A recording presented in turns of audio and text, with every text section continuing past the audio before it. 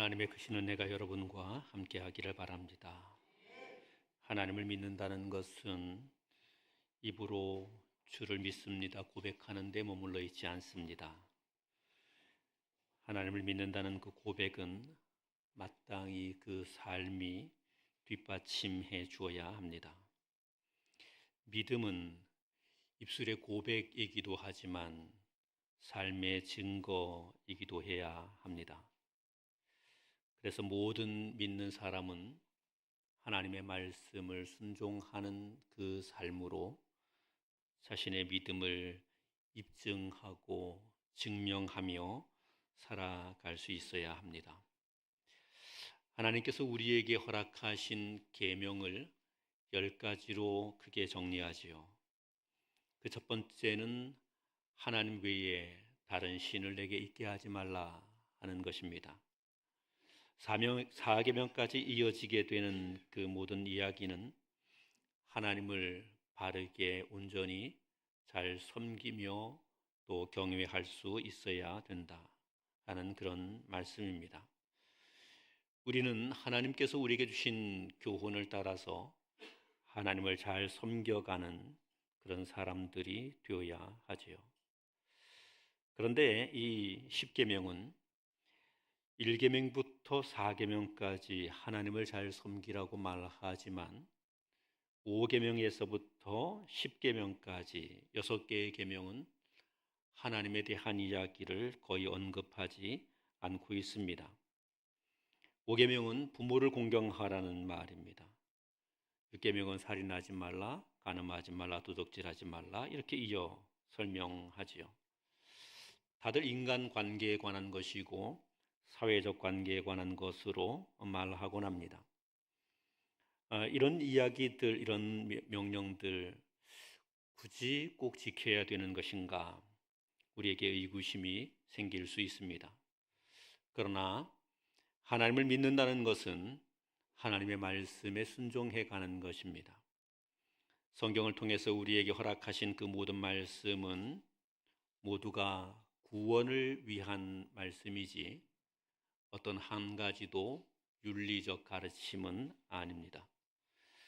그래서 성경이 우리에게 주고 있는 이 계명이 더 무겁고 더 중요하고 또 그것을 지킴에 있어서 우리는 더 무게 있게 그것을 받아들여 지킬 수 있어야 합니다. 부모를 공경하라는 이야기는 동서고금을 막론하고 모든 사람들이 동일하게 하는 이야기입니다. 우리나라에서는 효를 인륜의 근본으로 설명하지요. 유학의 가르침도 그렇습니다. 불교도 마찬가지고 이슬람교에서도 동일한 가르침을 주고 있습니다. 사람 살아가는 곳이면 어느 곳에서든지 부모를 공경해야 한다는 것은 당연한 말입니다. 성경이 이야기하고 있는 부모를 공경하라는 말과 그들이 가르치고 있는 교훈에 차이가 있다는 것은 그것은 단 한 가지입니다. 이것은 구원적 명령임에 반해서 그 다른 이야기는 도덕적 가르침이기 때문입니다. 도덕적 가르침과 구원의 명령에는 엄청난 간격이 있습니다. 도덕적 가르침을 잘 실천하는 사람은 좋은 사람이라는 이름을 얻을 수는 있지만 구원받을 수는 없습니다. 그러나 구원의 명령을 무겁게 받아서 그 말씀을 순종하는 사람은 구원을 얻게 되는 것입니다. 그래서 부모를 공경하라는 이 가르침은 단순히 어떤 사회적 관계나 질서를 위해서 세우신 제도가 아닌 하나님이 우리에게 구원을 위하여 명령하신 교훈이라는 사실을 기억하고 이 말씀을 무게 있게 받아 우리의 구원의 삶을 바르게 이어갈 수 있어야 합니다. 본문 16절은 이렇게 기록했습니다. 너는 내 하나님 여호와께서 명령한 대로 내 부모를 공경하라. 그리하면 내 하나님 여호와가 내게 준 땅에서 내 생명이 길고 복을 누리리라. 이 말씀에 부모를 공경하라고 했는데 그냥 부모를 공경하라고 이야기해도 괜찮은 말입니다. 하나님은 그렇게 말씀하지 않았습니다. 내 하나님 여호와께서 명령한 대로 이렇게 언급을 하시면서 이 부모 공경은 믿음이다 하는 이야기입니다. 하나님을 믿는다면 부모 공경은 마땅한 일이고 당연한 일이다 이렇게 말씀하고 있습니다. 본문에서 부모의 자격에 대한 이야기를 언급하지 않았습니다. 부모가 돈이 많은 사람이어야 된다. 부모가 좋은 사람이어야 된다. 능력 있는 사람이어야 되고 우리에게 다양한 많은 희생을 한 분이어야 된다. 그런 말을 하지 않았습니다. 마땅히 모든 부모들은 그러해야 할 것입니다. 좋은 부모가 되어야 하고 도덕적이어야 하고 인격적이어야 하고 그리고 귀한 것 좋은 것을 많이 남겨주고 물려주고 희생해주고 베풀어 줄 수 있는 부모이어야 할 것입니다. 그러나 부모를 공경하라 하는 이 명령에서는 주님은 그 어떤 것도 언급하지 않았습니다. 부모가 좋은 부모이어야 된다고 말하지도 않았고 부모가 돈이 많아야 된다고 말하지도 않았고 부모가 자녀를 위해서 많은 희생을 했어야 된다고 말하지도 않았습니다. 하나님은 그냥 내 부모를 공경하라고 이야기했습니다. 내 부모가 가난한 분이면 가난한 대로, 무능한 분이면 무능한 대로, 내 부모가 많은 능력이 있는 분이면 또 그런 대로, 내 부모가 좋은 도덕적인 분이면 그런 대로, 부모가 그렇지 않고 부족한 분이면 그런 대로 그 부모를 공경할 수 있어야 한다는 것입니다. 성경은 부모를 이렇게 정의하고 있는 것이지요. 부모는 우리의 평가의 대상이 아니라 우리가 존중해야 되는 대상이다. 그분이 어떠하든지 그래야 되는 대상이다 하는 말입니다. 사랑하는 여러분, 여러분은 여러분의 부모님을 어떻게 여기십니까? 혹 여러분 가운데 부모에게 깊은 원한과 한을 갖고 계신 분은 있지 않습니까? 그래서 부모님을 떠나며 부모님과 나는 무관하다, 의절하고 지내는 분은 있지 않습니까? 주님의 명령을 거역하는 일입니다. 주님은 구원적 명령으로 그래서는 안 된다고 말씀합니다. 우리 부모가 나를 학대했든지 우리 부모가 나를 괴롭게 했든지 내 앞길에 무거운 짐이었든지 어떤 분이었든지 묻지 말고 하나님 명령을 따라 순종하고 존중해야 된다. 이것이 주님이 우리에게 주시는 가르침입니다. 기도를 수백 시간 하고 매일 큐티를 하고 말씀을 묵상하고 하나님의 교회에 많은 헌금을 드리고 교회에 많은 봉사 시간을 할애해서 봉사하고 선교도 하고 전도도 하고 또 주일학교에서 가르치고 사람들에게 좋은 믿음의 사람이라고 칭찬을 받게 되어도 부모를 공경하지 않으면 가짜입니다. 우리 주님은 단호하게 그렇게 선언하셨습니다. 예수님께서 바리새인들에 대하여서는 많은 공격을 하셨습니다. 바리새인들의 삶은 우리가 생각하는 것처럼 그렇게 나쁜 삶이 아닙니다. 그들은 경건한 사람들이었습니다. 많은 기도의 생활을 했던 사람들입니다. 성경을 묵상하고 성경에 관해서 높은 지식을 갖고 있었던 사람들입니다. 당시의 사람들에게 도덕적으로 존귀하다고 평가를 받고 칭찬을 받는 사람들이었습니다. 그래서 사회적 지위도 높은 사람이었고 근면하고 부지런하였기 때문에 그들은 그들의 삶을 풍족하게 만들어 갔던 그런 사람들이었습니다. 어떤 모습으로 보아도 그들은 칭찬받을 만한 사람이었고 모든 사람들이 부러워하며 존경할 만한 사람들이었습니다. 그런데 주님께서는 이 바리새인들을 책망하셨습니다. 그들의 믿음이 그릇되었다고 말합니다. 그들은 오랜 기도 시간을 가졌고 많은 물질을 하나님께 드리고 또 헌신하고 사람들에게 좋은 것으로 많은 것을 가르치고 덕을 나타냈지만 그들은 그들에게 주어진 책무에 대하여서 핑계를 대는 일들이 많이 있었기 때문입니다. 대표적으로 주님께서 언급하신 것이 이것입니다. 바리새인들은 하나님께 헌신하는 그것으로 고르반이라는 말을 합니다. 그리고는 부모 섬기는 일에 조금 부족해도 괜찮다, 그런 이야기를 하는 것입니다.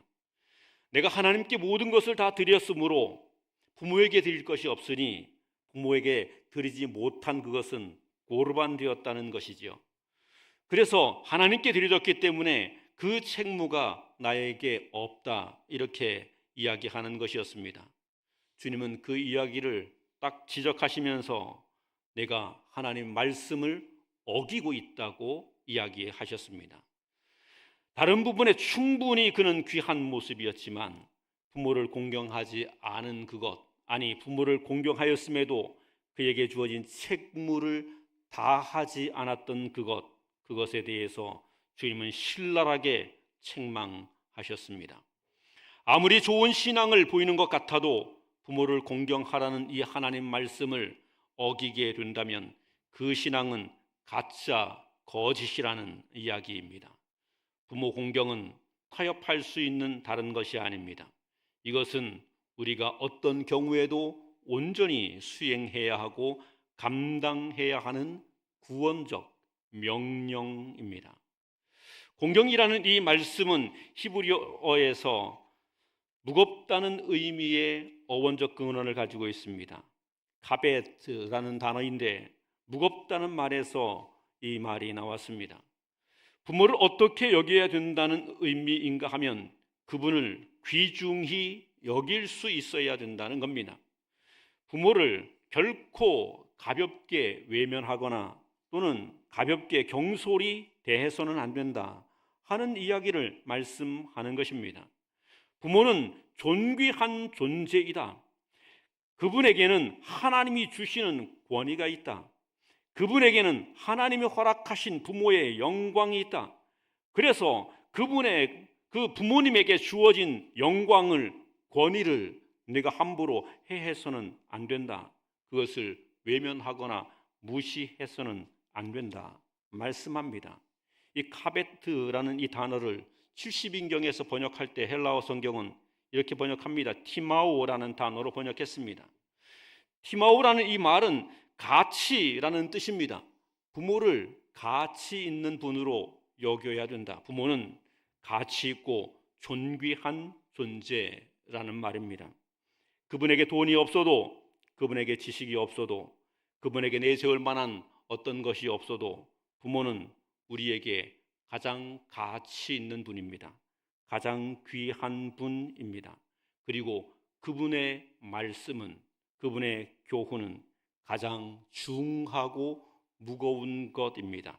그렇게 받아들이는 것이 믿음이라고 성경이 이야기하고 있습니다. 사랑하는 여러분, 나이가 1살, 2살 더 들어가다 보니 부모님이 어느덧 작아 보이기를 시작했습니다. 어릴 때는 태산같이 컸는데 어떤 순간 부모가 너무 작아 보이는 것입니다. 태산같이 여겨질 때에는 부모의 말 한마디 한마디가 참 무겁게 받아들여졌고 그것이 큰 교훈이라고 여겨졌는데, 부모가 작아 보이기 시작하면서 부모의 가르침이 왠지 촌스러운 것이라고 생각되고 시대를 모르는 노인네의 넋두리라고 여겨지고 그렇게 되는 것을 봅니다. 그러면서 정말 부모를 공경하고 있는가에 대한 마음의 도전이 또는 성찰이 생기게 됩니다. 늙고 병든 부모님, 그냥 무거운 짐이라고 여기지 마시고 귀중한 보배라고 여기셔야 됩니다. 이것이 성경이 주시는 교훈입니다. 부모님들에게 당부합니다. 내가 젊을 때에 자녀들에게 해준 것이 없다고, 내가 지금도 자녀들에게 특별히 뭐 해주는 것도 없다고, 무능하다고, 가진 것도 없다고 그냥 위축되지 마시기 바랍니다.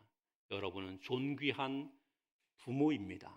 하나님은 여러분에게 존귀한 부모라고 이야기하셨습니다. 여러분은 천하보다 귀하고 귀한 부모라고 말씀하셨습니다. 여러분은 그런 존재입니다. 그래서 자녀들을 대하여서 위축되거나 자녀들을 보면서 죄책감으로 살지 마시고 하나님께서 나를 존귀한 부모라고 여기셨다고 인식하고 당당하게 그러면서도 더 존귀한 부모로서 우리 자신들을 세워가는 그런 은혜가 있어야 할 것입니다. 사랑하는 여러분, 오늘 주님이 우리에게 주시는 이 교훈의 말씀은 부모는 귀한 존재이므로 그분을 귀하게 여겨라, 귀하게 섬겨라. 결코 그분을 가볍게 여기지 말고 그분의 말씀을 무시하지 말고 그분의 말씀을 촌스럽다고 외면하지 말고 부모는 나에게 보배다 이렇게 고백하는 참된 믿음의 사람들 되기를 바라고 부모의 형편이 어떠하든지 그분을 존중히 여기며 마땅히 감당할 의무를 다할 수 있게 되기를 우리 주님의 이름으로 축원합니다. 여러분, 부모를 잘 섬기는 길은 무엇이겠습니까? 부모에게 어떻게 하는 것이겠습니까? 성경은 부모를 하나님으로 비유하십니다. 그래서 하나님을 덧붙일 때 언제나 아버지라고 말하죠. 하나님은 자신을 왜 우리에게 부모로 아버지로 계시하셨겠습니까? 하나님을 잘 섬기라고 말씀하시면서 왜 하나님은 자신을 아버지 이렇게 부르도록 하셨습니까? 부모를 잘 섬기는 것은 부모를 하나님처럼 귀하게 여기고 하나님처럼 받들어 드리는 것입니다. 그러니 우리는 부모에게 마땅히 귀한 것으로 그분을 기쁘게 할 수 있어야 합니다. 마땅히 그분들의 필요를 마땅히 채워 드릴 수 있어야 합니다. 그래서 때로는 그분들에게 부모님들에게 필요한 물질을 공급해 드리고 또 필요한 여러 가지를 제공해 드릴 수 있어야 합니다. 제가 평생 강단에서 부모 섬김에 대하여 강조한 것 중에 하나가 부모님께 11조를 드리라 하는 것을 강조했습니다. 몇 분이나 하시는지 모르겠습니다만 오늘 마음에 다시 작정하시고 부모님께 11조 드리는 것을 한번 결단해 보시면 좋겠습니다. 자녀들이 많이 들어야 되는데 꼭 이런 시간에는 자녀들이 안 와요. 부모님께 11조를 드리는 것은 그냥 부모님께 돈을 많이 드리는 그런 것이 아니고 부모님을 하나님처럼 귀중히 여기는 일입니다. 하나님처럼 귀중히 여기는 일입니다. 부모님께 11조를 드리는 것은 우리가 경제적으로 많이 어려울 수 있겠습니다만 그렇지 않습니다. 그렇게 하면 그렇게 할수록 하나님은 복을 주실 겁니다. 하나님을 믿어 부모를 섬기는 겁니다. 하나님을 믿어 부모가 마음에 안 들어도 부모를 사랑하고 존중하고 또 그분들을 향한 책무를 다하는 겁니다. 하나님을 믿어. 그것이 우리에게 주시는 명령이라는 사실입니다. 그런데 부모를 기쁘게 하는 그 일을 하게 될 때에 한번 생각해 볼 것이 있습니다. 부모가 좋아하는 일이 죄 짓는 것을 좋아한다면 그러면 그 일에 함께 동참할 수는 없는 일이죠. 그렇죠. 인간 부모는 하나님과 다름이 있습니다. 하나님은 완전하시지만 인간 부모는 완전하지 않습니다. 부족한 것 천지이지요. 저는 좋은 부모가 되기 위해서 많은 노력을 기울였습니다. 아이들이 어릴 때 저는 아이들을 잘 가르치기 위해서 크게 관심도 없던 교육학 공부를 했습니다. 그래서 평생 동안 코메니우스라는 신학자, 교육학자를 연구해 가면서 그래서 그분을 통해서 어떻게 자녀들을 교육해야 되는지 그것을 연구해 왔습니다. 코메니우스라는 신학자는 뱃속 태아에서부터 죽을 때까지 이르는 이 엄청난 이 교육 프로젝트를 내놓은 교육학계의 아버지이기도 하고 개혁신학에 있어서는 실천신학의 아버지이기도 한 위대한 분이십니다. 우리 아이들이 태어날 그 무렵부터 이 코메니우스라는 신학자에 대해서 깊이 연구를 했습니다. 아이가 태어날 그때에 유아기에는 어떻게 아이를 가르쳐야 되는지, 아이가 태어나서 자라는 동안에 이 아이 그 나이 때는 어떻게 가르쳐야 되는지를 그 책을 보면서 탐독해 가면서, 그리고 성경을 묵상해 가면서 좋은 부모가 되겠다고 노력을 많이 해왔습니다. 그런데 뒤돌아보면 별로 좋은 부모가 되지 못했던 것 같네요. 뒤돌아보면 그렇게 좋은 부모는 아니었던 것 같습니다. 아이들 마음에 많은 상처가 있는 것들을 후에 발견하게 됐지요. 그때는 몰랐습니다.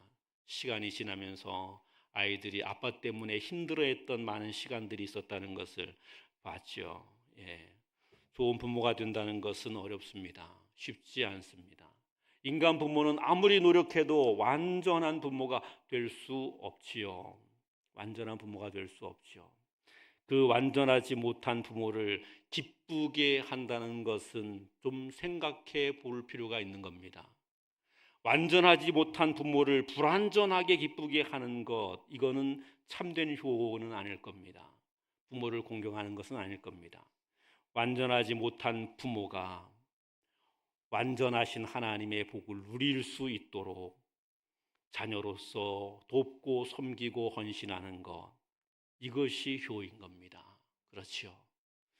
우리 불완전한 부모님들을 기쁘게 하고 복되게 해가는 그 일에 하나님의 큰 복을 누리는 부모로 계실 수 있도록 하는 것, 그것을 위해서 돕고 기도하고 섬기고 헌신하는 일을 해가는 것, 이게 진짜 그리스도인 자녀가 믿음으로 행해야 하는, 하나님 부모를 공경하는 구원적 명령의 실천이라고 말할 수 있습니다. 말씀을 묵상하는 동안에 그러면 이것은 무엇이겠는가 하는 생각들을 해봤습니다. 한마디로 말하면 이런 것입니다. 부모의 믿음을 지켜주는 것이 부모를 공경하는 것이다. 부모의 믿음을 지켜주는 것이. 부모의 믿음을 지켜주는 것, 어려운 일입니다. 여러분의 부모님이 믿음이 좋지요. 그러니까 나보다 믿음 좋은 내 부모를 어떻게 내가 그 부모의 믿음을 지켜주느냐. 여러분 생각하기에 여러분의 부모가 믿음이 좋은 것 같지만 그 믿음이 한순간 바람처럼 날아갑니다. 한순간 바람처럼 날아갑니다. 육신이 연약해지고 몸에 병이 들고 거동이 불편해지기 시작하면 아무리 믿음이 좋은 부모도 하나님 앞에 예배할 수 없습니다. 그렇죠. 육신이 연약하여지게 되면 아무리 믿음 좋은 부모도 말씀을 묵상할 수 없습니다. 아무리 믿음이 좋은 부모도 기도를 이어갈 수가 없습니다. 아무리 믿음이 좋은 부모도 성도들과 더불어 성령으로 말미암는 교제를 이어갈 수가 없습니다. 그러면 어떻게 되겠습니까? 그러면 그 믿음의 불꽃이 사그러들어 가는 겁니다. 점점 소멸되어 가는 겁니다. 누군가가 지켜주지 않으면 이 믿음의 불꽃이 소멸되어 버리고 마는 겁니다. 목회를 하는 동안에 가장 마음 아픈 일 중에 하나가 이것입니다. 함께 신앙생활 하던 우리 어른들 중에 질병을 얻어서 요양원에 가시게 됐습니다. 요양원에 가시게 됐으면 그래도 요양원에 있는 동안 함께 만나서 말씀도 전해주고 기도도 해주고, 그리고 때로는 또 여러 모양으로 성도들과 함께 신방도 하고 그러면 좋겠는데, 자녀들이 요양원을 보낸 부모가 어디에 있는지를 안 가르쳐주는 자녀들이 있습니다. 그 자녀들이 교회에서 신앙생활을 하지 않으니까 안 가르쳐줍니다. 목사가 자꾸 오면 불편하겠지요. 그래 안 가르쳐줍니다. 안 가르쳐주면 그 어른이 지금 어떤 모습으로 있는지 알 수도 없고, 그분이 어떻게 신앙을 지켜가는지, 그분의 믿음을 어떻게 도와야 되는지 방법이 없는 것입니다. 그리고 후에 들려오는 소식은 그분 돌아가셨다는 소식을 듣습니다. 그러면 목사는 마음에 고민인 거예요. 이분은 구원을 받았을까? 이분은 끝까지 믿음을 지켰을까? 이분은 어떻게 됐을까? 고민인 거예요. 이렇게 만약에 육신이 연약한 부모님이 계시는데 그분의 믿음을 지키기 위해서 사랑하는 자녀들이 병든 부모님을 매 주일마다 자신의 차에 태워서 예배하러 모시고 오고, 그리고 함께 예배하고 성도들과 만나게 하고 같이 기도하게 하고, 이러고 한 주를 지나게 되면, 매주 그렇게 지나게 되면 그분은 끝까지 자기의 믿음을 지키고 하나님 앞에 가실 수 있습니다. 그렇죠. 끝까지 믿음을 지키고 가실 수 있습니다. 저는 우리 교회의 여러 귀한 분들 가운데, 우리 교회 그 성도님들 자녀 가운데 부모님 모시고 교회에 출석하시는 분들을 보면 너무 감사합니다. 제가 우리 김인호 집사님 보면서요, 아드님 매주일마다 거의 교회 함께 아버님 모시고 참여하시는데, 저 양반 집이 원주예요. 아버님 모시고 일산에 가셔서 아버님 모시고 교회 예배하러 오시는 거예요. 이렇게 아버지의 믿음을 붙들어주고 지켜주는 거예요. 이게 효도입니다. 우리 김인호 집사님만 그런 건 아니죠. 우리 이영자 권사님 혼자 몸으로 거동할 수 없습니다. 그런데 아드님이 매주일마다 모시고 옵니다. 우리 김순자 권사님도 아드님이 매주일마다 예배할 수 있도록 모셔드리고 갑니다. 그뿐만 아닙니다. 여러분들 가운데 그런 분들이 있습니다. 이렇게 자기의 부모가 하나님 앞에 예배할 수 있도록, 기도할 수 있도록 환경을 만들어 드리고 또 여건을 만들어 드리고 함께 예배해 가면서 그 부모의 믿음을 계속 붙들어 주는 겁니다. 계속 그 부모의 믿음을 붙들어 주는 겁니다. 그렇게 될 때에 이 부모가 하나님 앞에 복된 자로 서게 되는 거죠. 이런 일을 우리가 하지 않으면요, 이런 일을 하지 않으면 평생 하나님을 섬겼는데 마지막에 그 부모가 믿음을 지키지 못해서 평생의 믿음이 헛된 것이 되게 만들 수도 있다는 것입니다. 저도 두려운 게 있습니다. 아이들이 외국에 있잖아요. 은퇴하면 나는 나의 믿음을 지킬 수 있을까? 목사님들 중에 은퇴하고 자기의 믿음을 못 지키는 분들이 많다는 얘기를 들었습니다. 70이 되면 은퇴하잖아요. 80세까지는 여기저기 교회를 기웃기웃 다닙니다. 목사님들은요, 은퇴하면 그 교회에서 환영하지 않는데요. 여러분들도 그럴지 몰라. 나 은퇴하고 나면 신목사님 교회 오지 마세요. 1년에 한 번만 오세요. 그럴지 몰라요. 대부분 다 그렇습니다. 또 그렇게 하는 것이 교회를 위해서 당연하다고 다 받아들입니다.